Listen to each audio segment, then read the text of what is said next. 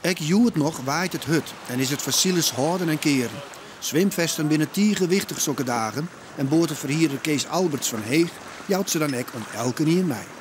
Nou, dit is wel risicovol waar. Dus mensen die er nou uit willen, maar een iepen boot, die horen wij zien.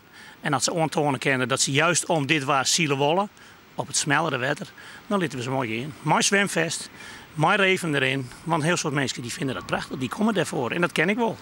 Juster binnen een soort zielers verrost terug de Hudde Wien. 8 boten sloegen om. Nevens de politie hebben gewoon verhierders de mensen net wiest op de gevaren. En doch het wetter op gaan litten.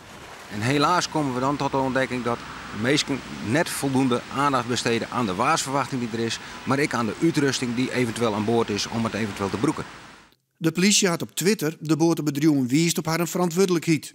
Dat is likwijls verkeerd vallen. Dat vind ik een beetje ongenuanceerd. Ik vind het al net leuk dat het via Twitter gaat.